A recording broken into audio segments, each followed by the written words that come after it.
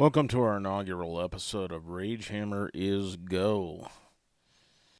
That's right, Ragehammer is Go podcast show, inaugural episode where we'll be examining the Gaza peace process and the recent ceasefire entered into by Israel with Hamas. So, without further ado, let's begin. Let's begin this podcast. So we all saw the video of Donald Trump speaking to the Knesset, the Israeli parliament, and we all saw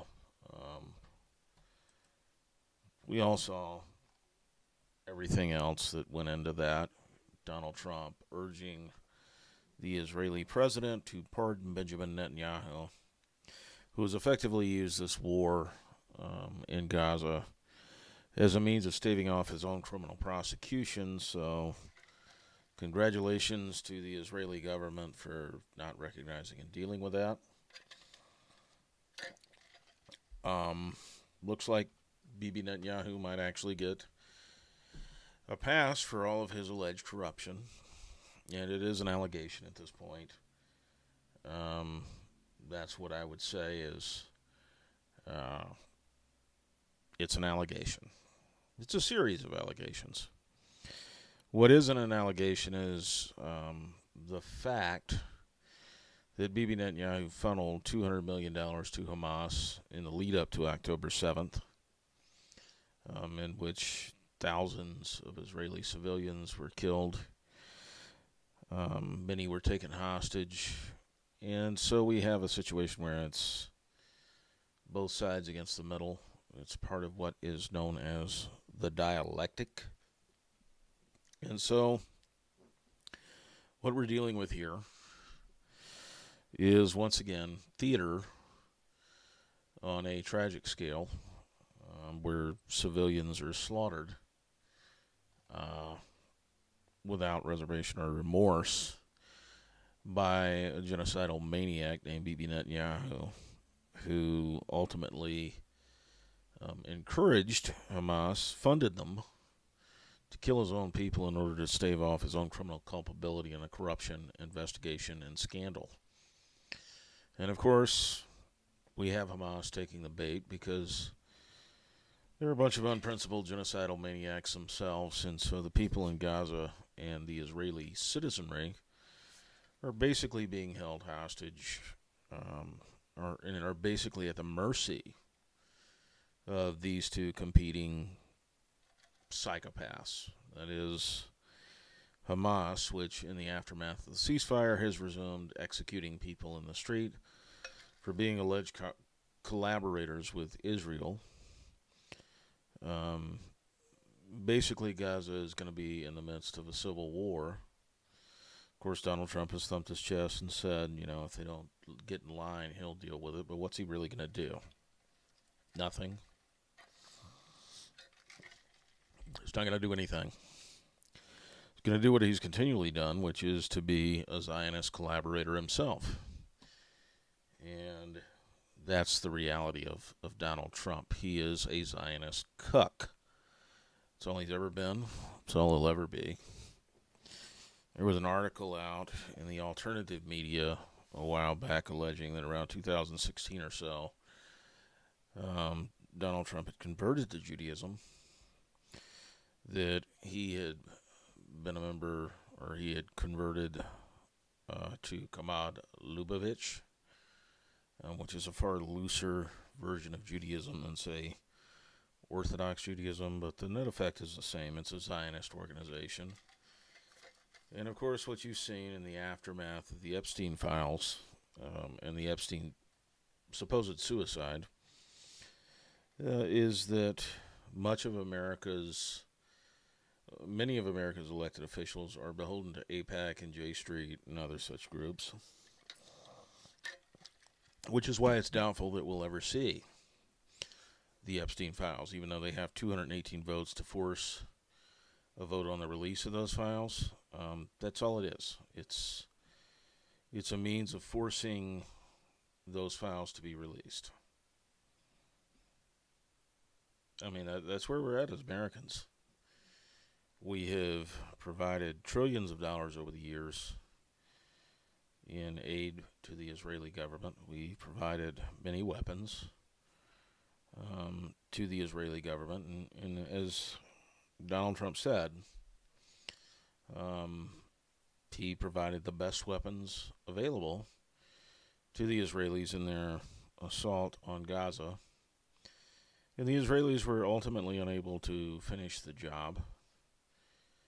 They were ultimately unable to neutralize Hamas, and we know that because Hamas is currently executing Palestinians in the street. They haven't gone away. They haven't disarmed, and they're not going to disarm. This was all theater. This was all a show. And as we said at the beginning of the show, it's all part of a dialectical process where both sides are played against each other. A synthesis emerges in which the disagreements are temporarily allayed. And then, of course, they burst forth again, and it's already happening. It's already happened. I mean, Hamas gave up the few live hostages they had. I believe they returned 4 out of like 32 bodies. So they're already in violation of the ceasefire there. In addition to the fact that they haven't disarmed, and they're not going to disarm.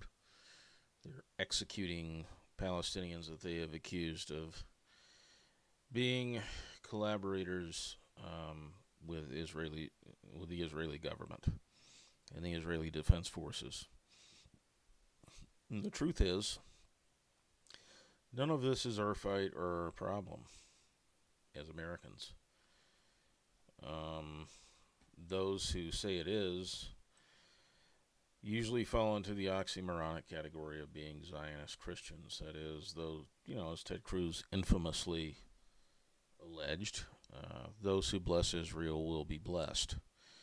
So it has nothing to do with altruism on the part of Ted Cruz. He sincerely appears to believe that if he blesses Israel by condoning their genocidal mania in Gaza, which the Israeli government funded their opposition, Hamas, to the tune of $200 million. That's already been substantiated in the media. That the main source of funding for Hamas was, in fact, the Israeli government.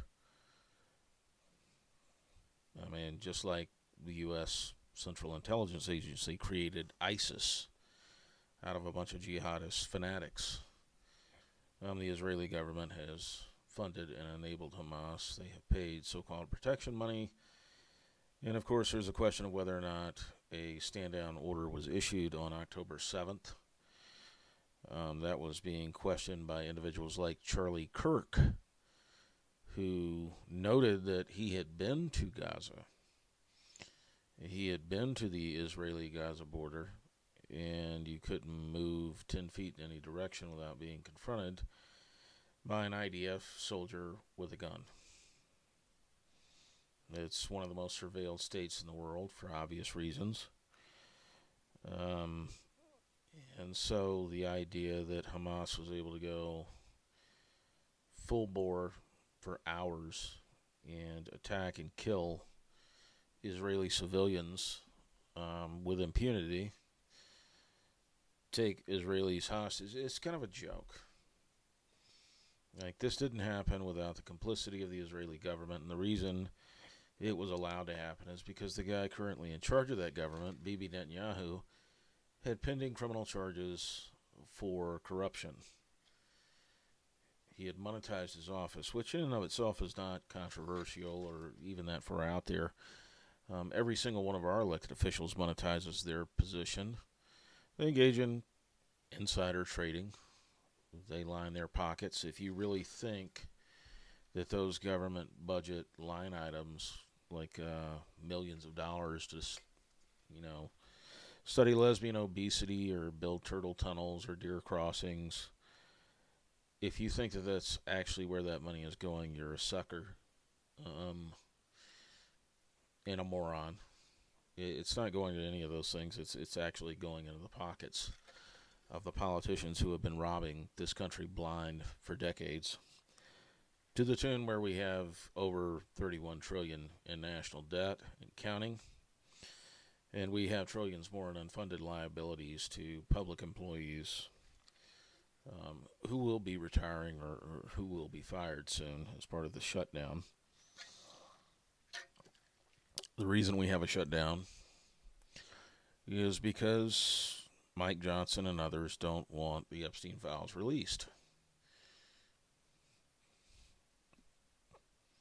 That's as simple as it gets, and that's because the Epstein files implicate the CIA, Mossad, and the Israeli government in using children as sexual bait for adults that they wish to compromise. And that includes our elected officials. That includes the people in the donor class who put our elected officials into office with their money. The United States has been $1, one vote for some time. And it continues to be that. It is a banana republic masquerading as a republic. And people clearly don't understand that in a republic, democracy is limited to certain things, and those limits are called rights. Doesn't matter how much support you have, it can't override individual rights, but they've been doing so with impunity for years. And they've built a mass surveillance state. And the only thing saving us is the fact that the government builds haystacks to find needles. There's a reason you say it's good enough for government work. And so as we see Donald Trump in his speech to the Israeli Knesset urging the president of Israel to pardon Benjamin Netanyahu, who is as guilty as they come when it comes to the corruption charges against him, and who started that entire war in Gaza by funding Hamas to the tune of $200 million and allowing them to go on a rampage in southern Israel for hours to justify his military incursion into Gaza, and also to detract attention and resources away from his corruption charges and his corruption trial. He did everything he could to delay the exposure of that information. And he continues to do everything he can do to delay that. And, of course, Hamas is going to give him a reason to go back into Gaza if they haven't already, because they aren't disarming. They're in violation of the ceasefire. They're executing civilians on the streets of Gaza as a means of reconsolidating and reasserting their power. They're accusing the civilians that they're executing of being collaborators with Zionists. In our government, our elected officials fall into the category of Zionist Christians, which is an oxymoron. You can't be Zionist and you can't be a Christian because Zionists hate Christ. That's the reality of it. And, of course, a good many of our politicians are closeted sexually. I mean, on the left, you see an emphasis on how grinder traffic spikes whenever there's a Republican convention or a Republican event in town. What you have are a bunch of gay Republicans who are sexually compromised and who are being blackmailed into complicity with the Zionist regime and with other interest, globalist interest. And that's what we're dealing with. That's who runs our country. That's who runs our country. That's who runs our businesses. That's who runs our financial sector. You don't get anywhere in this country politically unless you are sexually and financially compromised. I did opposition research in a past life. There isn't a single politician I ever looked at that didn't have sexual or financial compromises that would open them to blackmail. Not one. Not one. And I strongly suspect that if I had kept going, all 535 members of Congress, that's 100 senators, 435 representatives, all 9 Supreme Court justices, and, of course, the presidency, That would be, let's see, 546 people all told. Um, all 546 of those people are in some way compromised and in some way beholden to private globalist Zionist interest. And make no mistake about it, globalism is a Zionist initiative. It is designed to break down identity barriers to Zionist control by abolishing nations and national sovereignty, by abolishing ethnic distinction. Replacement theory is very real in Europe, and you're seeing Europeans waking up to it in terms of like the largest cities in their countries being overrun with migrants.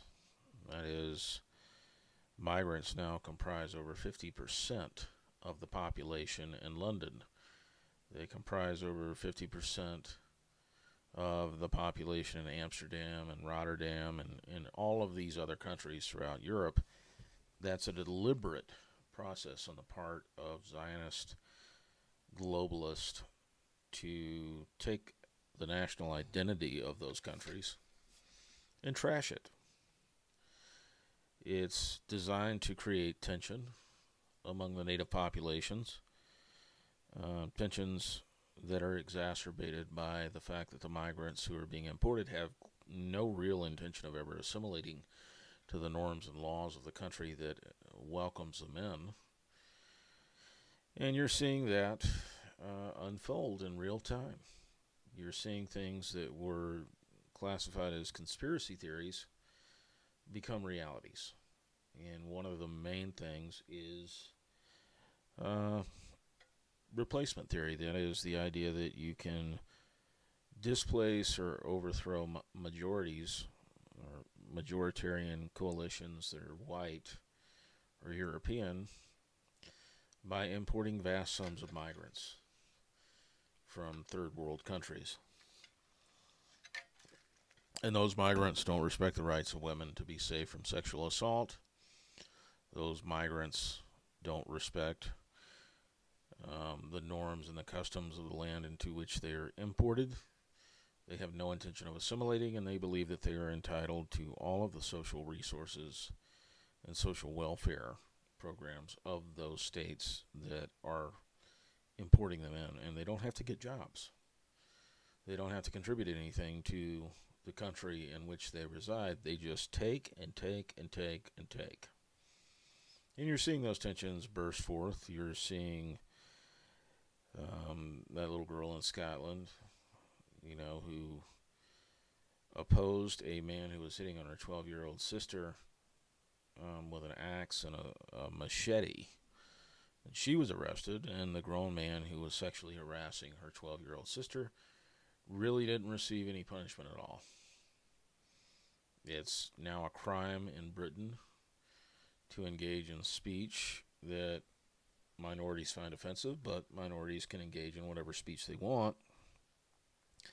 You see the mayor of Dearborn, who is Muslim, telling a white native-born American that he is not welcome in Dearborn for questioning the imposition or the advance of Sharia law in America, for questioning the norms that Muslims are trying to use democracy to impose on those who lived in Dearborn for decades. You're seeing overwhelming spikes in the areas where these migrants reside. The overwhelming spikes that are occurring in crimes like sexual assault, property crimes, so on and so forth, because they feel entitled to conquer. And all of this is at the behest of Zionist globalists, for being honest. And the idea of equity, which is never that we're equally prosperous, it's that we're equally impoverished and equally at a disadvantage. That's part of the globalist plan. They tell you as much. When you watch World Economic Forum videos on YouTube, they tell you that you're a useless human being. And there will be a time when people like you are weeded out. You're already seeing it in Canada. People who have chronic health issues, they're offered euthanasia rather than medical treatment. You see it in the millions upon millions, tens of millions of children who are aborted in the United States. That is culturally normalized now. Everyone was thrilled when the Supreme Court overturned Roe versus Wade or reversed it, but ultimately they kicked that issue back to the states after 50 plus years of abortion being normalized culturally. And there are states that have enacted cultural protections or constitutional protections for abortion, for infanticide. I don't draw a distinction between killing someone who hasn't been born yet and killing someone who has been born. It's infanticide either way. Let's call it what it is. It's child murder. Every single one of us began as a human being at conception. If you talk about the stages of human development, you go to any biology textbook, that stage of development, those stages of development begin with conception. And the people who normalized abortion in our society, abortion on demand, overwhelmingly are Zionist, overwhelmingly believe that it's necessary to weed out their opposition, which is white native-born Americans. And they tell us that masculinity is toxic. They tell us that it is disgraceful or shameful to be a stay-at-home mother and wife. It's limiting. They tell us that we should support Israel at all costs, the idea that Israel has a right to exist. No civilization has a right to exist. No country has a right to exist in and of itself. What you have is the right to conquer if you can. Might does make right, and anybody who doesn't believe that is usually someone who's bereft of power. It's usually someone who doesn't have any power, will never have any power. And so they whine about systemic racism or systemic bigotry against white men, and that's kind of the issue, is to transform you from someone who is descended from conquerors into someone who can be subjugated and turned into a victim. And I personally have refused to play the victim on any level over the course of the past 3.5 years. Primarily because I believe that would be giving the other side a victory. I understand that the other side, that is a bunch of ritual abusing sexual perverts in the state of Utah, the other side is firmly cemented in the political and social and cultural establishments of Utah. They have all the advantages. But I am not their victim. I never will be their victim. I will die on my feet before I ever live on my knees before those people. Because ultimately they serve a God whose ending has already been written. And so do the Zionists, and so do the globalists. So does everyone that you want to whine about. And, if you take the bait and you use the language or the vernacular of victimhood, they've already won, because mentally they have convinced you that you can't win, that you're powerless, they have all the power, and that it's a fait accompli in terms of where things are headed. And the problem with American Christians is that rather than an ideology of triumph, that is, we've already defeated death through Jesus Christ. So what can you do to us? If you kill us, we go to eternity with Christ. We are part of his spiritual army. So we've already won the battle that it matters, that is the battle over death. You can't kill us. You can kill us physically, but spiritually we'll be born into heaven, born into eternity. And we know that the opposition has already been defeated. They were defeated the second that Christ rose again on the third day after his crucifixion. So when we look at globalists, this is the thing that kills me, is a lot of us take the bait. So you take Bad Bunny, whoever the hell that is. What a stupid name.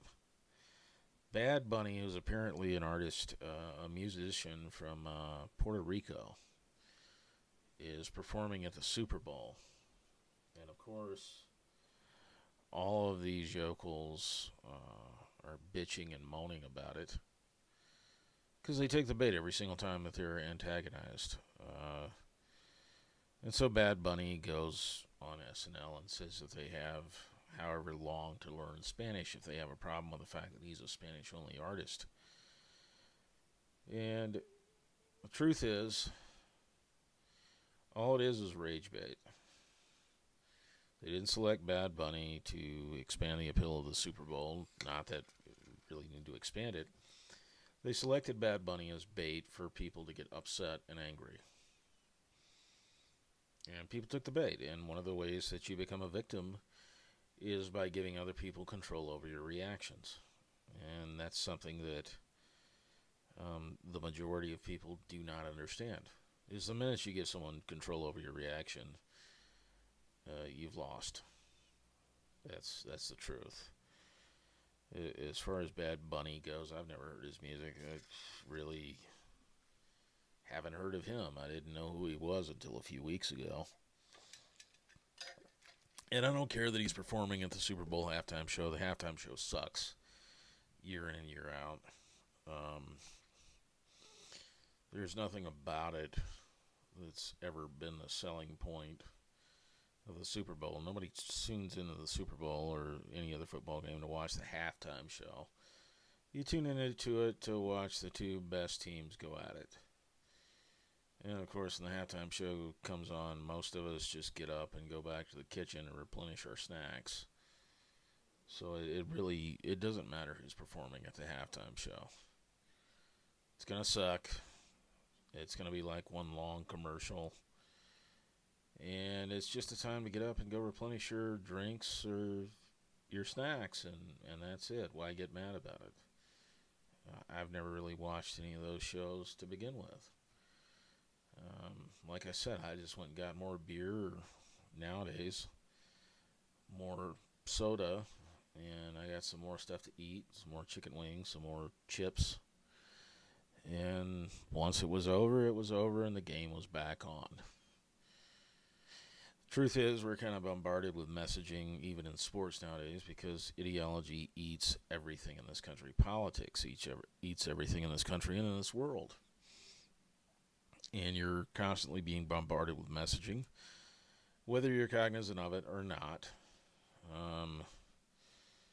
There's a comedian named Bill Burr who made a joke on Conan O'Brien's late night show when O'Brien had a late night show in which he said, he doesn't get it. They have this moment during the football game called Stand Up for Cancer. It's basically everybody in the stadium standing up and holding up a picture of someone they knew who died of cancer. And of course, once a year, everybody has to raise breast cancer awareness by wearing pink on their outfits. And the absurdity of it is everybody's aware of cancer. Everybody knows somebody. You don't need to raise awareness of it. Everybody knows somebody who's either had cancer and survived it or died because of it. I have a cousin who recently died before he even turned 50 of lung cancer. He caught it too late. He's dead today. Never coming back. We all know what cancer is. We all are aware of it. So the idea that we need to raise awareness of it or raise awareness of anything else, stupid ice bucket challenges or anything else that you want to do, is patently absurd. But it isn't altruism that motivates that. It's provocation. It's asking you to contribute to a philanthropic organization that spends 90 cents of every dollar or more on executive salaries and overhead. And if you go to the outside vendors that they use, they're usually owned by the officers of that nonprofit. And so the services that are being provided at a vastly inflated price, and what you have is a situation where they're double dipping. They get their salary from the nonprofit, and then of course they also get money from their ownership of an outside LLC who does the direct mailing, or they get a kickback if it is truly an external vendor. They usually get a kickback under the table, in my experience, having investigated situations like that. So they get paid on the front end and the back end, and we're all supposed to just give them money hand over fist and challenge other people to dump a bucket of ice water over their heads and all this other dumb shit. In the meantime, maybe 10 cents of every dollar that these organizations raise through these social media challenges actually goes to the cause. And if you point that out, everyone thinks you're a crank or you're just an asshole or whatever, but it's the truth. Truth is, a lot of nonprofits are just shams. They're fronts for people who don't want to get real jobs. And they expect you to contribute to everything. So when you go to the restaurant or the store and they ask you to round up for a cause, well, guess what? They get to deduct that as a charitable contribution for their company. And the organization that it goes to is going to take 90 cents of every dollar that it raises and direct it towards staff salaries or executive compensation or overhead. Maybe 10 cents of every dollar goes to the actual cause that organization purports to represent. That's the level. And the point of this episode is to kind of,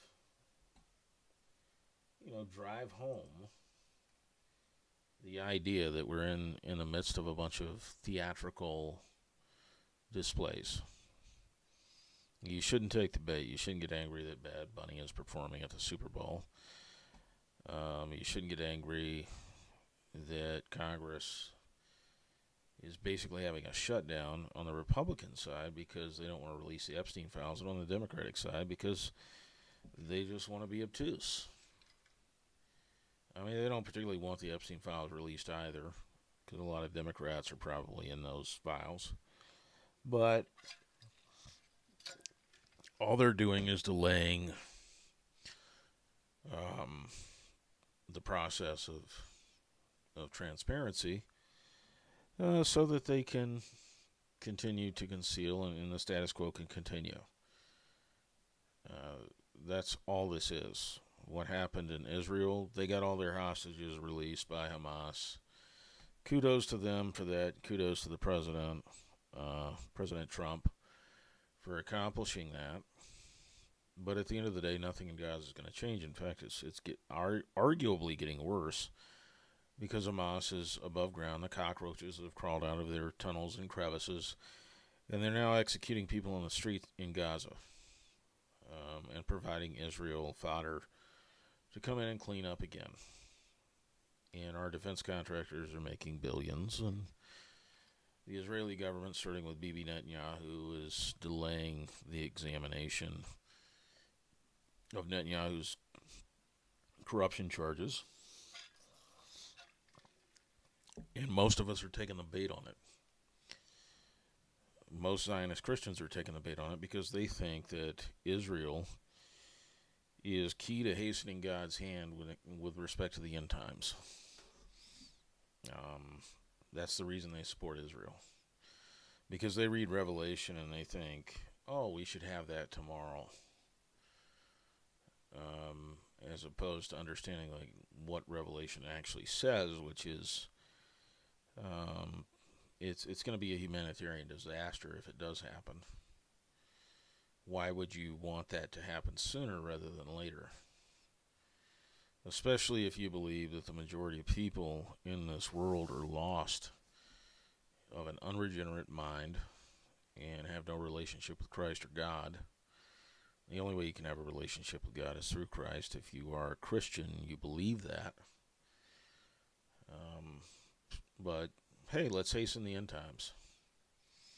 All those things about the world's rivers and lakes and oceans turning to blood, stars falling, that's just what we want tomorrow. And the only way to get it is through a Zionist state of Israel constructing a third temple and restoring animal sacrifice. And that's going to provoke unimaginable suffering for most people.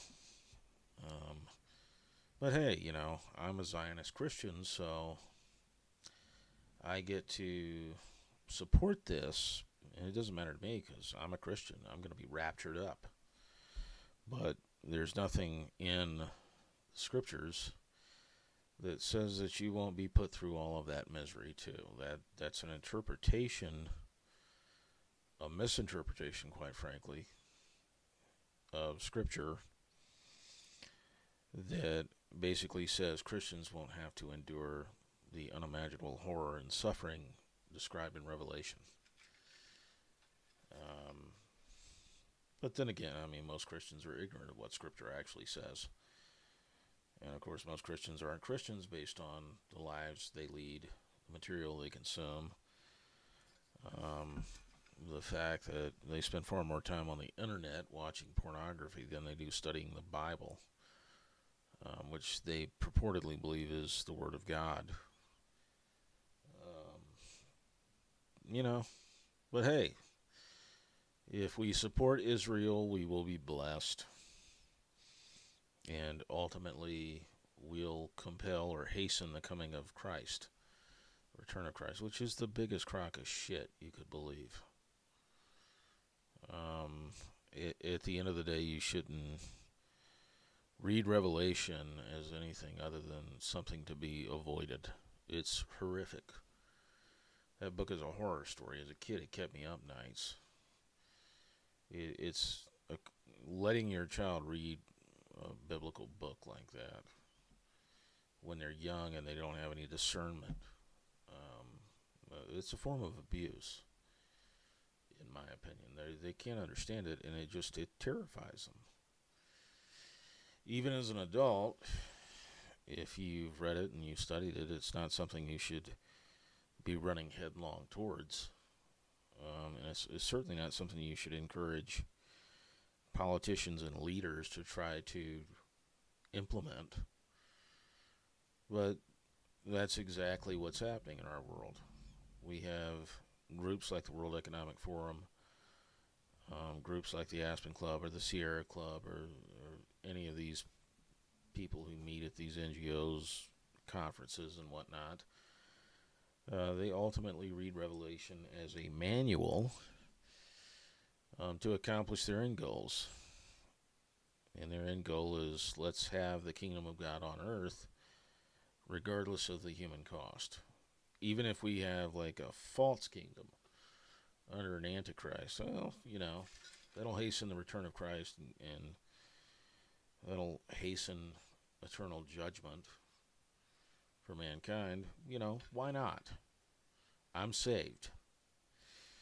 And the issue I have with that is most of you watching this, all four of you watching this actually, a lot of the people who are professing Christians don't actually live it, so they're not saved, and they're going to bust hell wide open.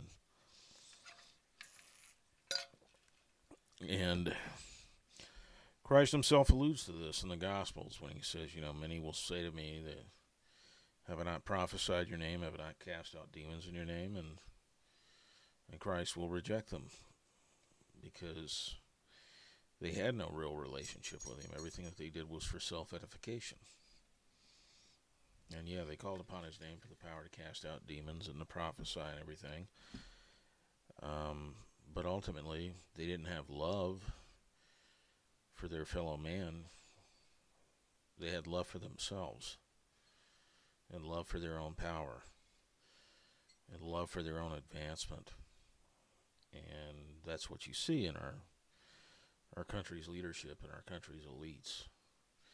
You see it in other countries as well. You see white elites pushing a narrative of white guilt that collectivizes that guilt from past atrocities, but only for white people. It doesn't provide the same culpability or the same accountability for other groups that have practiced these abominations, such as Africans and Arabs. Who do you think white slave traders bought African slaves from? Bought them from other Africans. Even into the 19th century, in the 20th century, who was still practicing slavery on a large scale? That would be Arabs and that would be Africans. We have more slaves now than we have at any time in human history. So the idea that we abolish slavery or that the institution or practice of slavery has gone away is a joke. And so you have, Israel again pops up, comes to mind because there was a survey done of Thai workers, that is, Thai women who had been imported to Israel for the purposes of labor. And 100% of them indicated that they had been sexually assaulted during their time in Israel. There's your sign. As we continue to do live stream episodes over at Investigations of Ritual Abuse as to the origins of ritual abuse, a lot of it will be tied back to Talmudic Judaism and its predecessors, the worship of idols such as Baal and Asherah, Kamash, and others. All of the degradation you see in ritual abuse groups originated in the worship of false idols. That is, the ritualized scatological practices, forcing people to eat shit and drink piss and other forms of abomination. All of that traces back to those religions in antiquity, and much of that is being marketed to the wider public under the auspices of pornography. You can go online and see this type of degradation and this type of abomination in practice. So we're up to 5 viewers watching now. Nothing in the live chat so far as I continue to rant about the Israeli peace deal, about Zionism, about human degradation in general.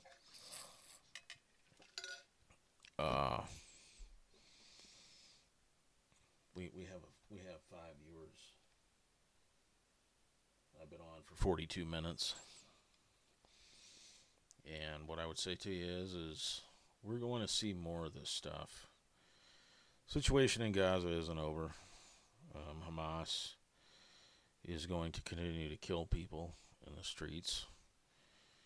Life for those Gazans is going to get exponentially worse over time, both under the rule of Hamas and the alternative. If you really think that they're not going to clear those Gazans out of Gaza, you're an idiot.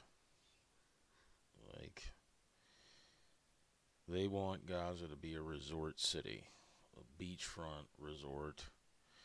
And of course, off the coast of Gaza, they've got trillions of dollars in natural gas reserves and whatnot that they can exploit. And if you think Hamas is going to be the one to exploit those reserves or to benefit from those reserves, you're out of your mind. If you think the average Palestinian is going to benefit from that wealth, you're out of your mind. Foreign interests are going to come in there. They're going to be headed by a war criminal, the former Prime Minister of the United Kingdom, Tony Blair. And they're going to put Gazans out of Gaza because the biggest problem with Gaza is that there are too many Gazans in it. And Hamas is providing ample reason for outside interests to intervene because they've taken this opportunity to begin executing people in the streets. And of course, who funded Hamas to the tune of $200 million? That would be Bibi Netanyahu. And why did he do that? Why? The same reason a stand-down order was issued on October 7th, and the Israeli military didn't respond to Hamas's incursion and let thousands of Israelis and other people get butchered or taken hostage. It's because Bibi Netanyahu was facing a criminal investigation and criminal trial. And of course, our president goes over there and says he loves Israel. He loves Bibi Netanyahu. He gave him weapons. And Bibi Netanyahu should be pardoned. And then he highlights the fact that his daughter converted to Judaism and in the process denied Christ, although based on her upbringing, it's doubtful that she ever affirmed Christ in the first place. The fact that she would convert to Orthodox Judaism to placate her husband, Jared Kushner, is another indication that she never had any relationship with God, because she threw away that relationship the minute an opportunity presented itself. And again, as I said earlier in the episode, there are reports, unverified reports from 2016, 2017, that Donald Trump converted to Chabad Lubavitch. He became a Jew. And he hasn't publicly said that he became a Jew, but one of the things that he said that was very interesting here recently, as he was being interviewed on Air Force One, was that he probably wasn't going to heaven. And that's an extraordinary thing to say for someone, as even all the good deeds that he's done, he's probably not going to heaven in terms of the Gaza peace deal, in terms of like Ukraine. He knows what he is. He knows what he's done. And what we know that he's done that's incontrovertible, unarguable, is he's an adulterer. He cheated on his first wife, Ivana, with his second wife, Marla Maples. He was a serial adulterer while he's married to Marla Maples. And then, of course, after he divorced her and he married Melania, he cheated on her with a porn star after Melania gave birth to their son, Barron. Proof of the pudding is in the tasting. He's an adulterer. He's white trash with money. And that's been the case with the majority of our presidents since Reagan, if not earlier, is that they were white trash with money. A lot of people don't like the fact that I say Reagan wasn't a conservative. But if you recap, he quadrupled the annual deficit from the Carter administration, from about $50 billion to over $200 billion annually. He gave us amnesty for illegal immigrants in the 80s. That's the first bout of it. We know that it didn't work. Do anything for immigration to solve the problem or to secure our borders. He raised taxes in 6 of the 8 years that he was in office. And of course, he was the governor of California who signed an abortion law that basically made on-demand abortion a reality in California before Roe. So here you have a purported Republican who signed pro-choice legislation or pro-infanticide legislation and quadrupled the national deficit, so there's no fiscal control. Raised taxes 6 out of 8 years that he was in office, and gave us amnesty for illegal immigrants. That's Ronald Reagan. And of course, his successor, George H.W. Bush, gave us a recession, a war in Iraq, ultimately bolstered by the fact that while he was vice president, the United States was arming both Iraq and Iran. Much like Bibi Netanyahu was funding Hamas to the tune of $200 million through Qatar. That's our leadership. That's been our leadership for as long as I've been alive. And of course, he was replaced, George H.W. Bush, by Bill Clinton, a guy whose sexual proclivities were extensively covered in the lead up to his election. And he was still elected, and what did he do? He shoved a cigar in a 20-something-year-old intern's vagina while he was in office. He got his dick sucked, and of course that intern saved the blue dress at the behest of Linda Tripp. They contained his semen. I mean, you can't make this. You can't make this stuff up. You just can't. That was our president. In '96, the first vote I ever cast was for Bob Dole. Because say what you will about Bob Dole, he wasn't white trash with money. And if you look at the Clintons after they left the White House and what they did with their foundation, the Clinton Global Initiative, there's ample reason to believe that Hillary Clinton sold her access to government as an ex-first lady and also as a U.S. senator through the Clinton Foundation. She sold its foreign interest for donations to her philanthropic foundation. And of course, we know that millions of dollars went from U.S. aid to the Clinton Foundation. We know that there are allegations in Haiti that the Clinton Foundation was involved in sex trafficking and sexual abuse. This doesn't even begin to get on the nearly 30 flights that we know that Bill Clinton was on the Lolita Express, Jeffrey Epstein's private plane. And if you believe that he didn't partake of the offerings on that plane, again, you are out of your mind. Like, this is a man whose entire identity is being unable to help himself sexually. Like, that's what we're faced with in this country. But hey, you know, he supported the state of Israel. They all support the state of Israel. They all go to that wall and kiss it.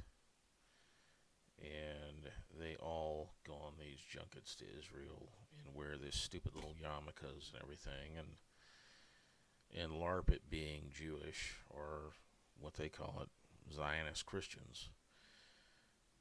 They allow AIPAC to function as a foreign agent without having to register as a foreign agent, lest they be accused of anti-Semitism. Because, you know, those who bless Israel will be blessed. That's what Senator Cruz said. And it has nothing to do with what the scripture actually says, because Christ analogizes the Israelites, especially the Pharisees, to workers in a vineyard who, when the harvest came, and the owner of the vineyard, who had leased it out to the tenants, sent his employee to collect what he was owed, the workers in the vineyard, the tenants, killed him. And he sent another, and he sent another, and then he finally sent his son and heir. And the tenant said, let's kill him too. And of course, all of the workers that were sent were God's prophets in that parable. The Israelites, the Jews, murdered God's prophets throughout the Old Testament time and time again for telling them that they were in apostasy and outside of the covenant. And of course, when the Messiah came, Jesus Christ, they murdered him too. And, you know, you have all of these Zionist Christians, as they call themselves today, glorifying Judaism, Talmudic Judaism at that, which is an abomination before God. It's an utterly satanic ideology. And we have our politicians who are owned by AIPAC parroting those talking points. We have our ministers like preachers exemplifying or equating Zionism with Christianity, which is nonsense. What the Talmud teaches about Jesus Christ is that he's being boiled in excrement in hell for being apostate and being a blasphemer. That's what they say about your Lord and Savior. So the idea that you can be a Zionist Christian is absurd.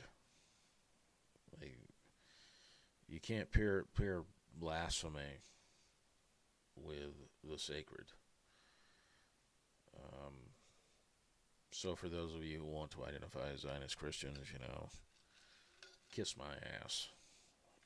For those of you who want to support the state of Israel or any other Semitic state that is under a satanic ideology, whether it be Talmudic Judaism or Islam in all of its various incarnations, you can kiss my ass on that front too. Because you don't have a right to sacrilege, you don't have a right to blasphemy, and you don't have a right to all of the things that correlate to blasphemy, which, if you go through those Semitic countries, what do you see? You see a staggering amount of incest. You see a staggering amount of first and second cousins being married, and of course all of the consequences of that, which are forbidden in Leviticus 18. Those practices are forbidden for a reason, because they produce congenital birth defects and genetic deficiencies, or genetically based disorders, health-wise, and you reap what you sow. I mean, the number one degree being awarded, the number one doctorate being awarded in countries like Saudi Arabia is a doctorate in Islamic studies. That's the level, and their prophet Muhammad, basically he married a 6-year-old, but hey, he waited until she was 9 to have sex with her. So that's a really great guy to call your prophet. And of course you have Jewish rabbis teaching that it's okay to betroth yourself through sex or sexual intercourse with a 3-year and 1 day old child. But the entire region is run through with an ideology of sexual degradation and sexual abomination, and we should have nothing to do with it. Like, it shouldn't be part of our foreign policy, it shouldn't be part of our domestic policy, and it sure as hell shouldn't be part of our economic policy. And if you want to know who to vote against in an election, whether or not they are Zionist would be a huge indicator of whether they're fit for office, because ultimately they aren't fit for office because they have more loyalty to the bottom line of Israel than they do to the bottom line of this country, and we need to get our affairs in order. We need to deal with our deficit, we need to deal with our national debt, and we need to deal with our immigration policy, and we need to recognize that certain people from certain cultures and certain ideologies do not belong in this country, and we're not going to have a functioning country if we continue to allow it to go down this trajectory. And it's not like they're hiding what they're attempting to do. They want to break this country from within. They want to break this world from within. All of the other Western countries are under the same attack, and that is to replace the native-born population that conforms to the generally accepted norms and ideals and values of the West. They want to replace us with migrants from those regions who don't believe that their behavior should be checked or limited by the common humanity they share with native Europeans. They don't believe that at all. In fact, they believe it is their right as conquerors to rape and steal from those native-born populations, and to break their societies down from within so that they can conquer and subjugate them. And, of course, you see the cultural wars around that in terms of the bait being offered is you see a Zionist media and a Zionist entertainment system that ultimately seeks to provoke you into outburst about Bad Bunny at the Super Bowl, about interracial relationships and that sort of thing, homosexuality. The truth is, the best thing you can do for yourself, your mental sanity, and the moral development of your family is to turn the TV off and to limit your child's exposure to the internet. Because make no mistake about it, these people hate you. They hate you for being white. They want you to hate yourself for being white. And they want to collectivize guilt for you for human abominations that have been universalized throughout human history. That is, just about every civilization, if you can call it that, has practiced slavery, has committed genocides. It's not just white people. It doesn't make it right when white people do it. But white people are generally ones that come into these situations, and because of their values, they oppose it, and they put a stop to it. Who do you think helped Cortez overcome the Aztecs?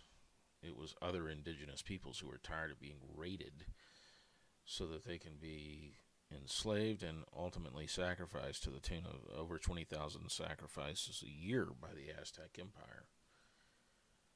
And so those other indigenous groups aided and abetted Cortez and the Spaniards in terms of overthrowing the Aztec Empire because they were tired of being killed by the Aztecs as part of sacrificial rites to their demonic gods.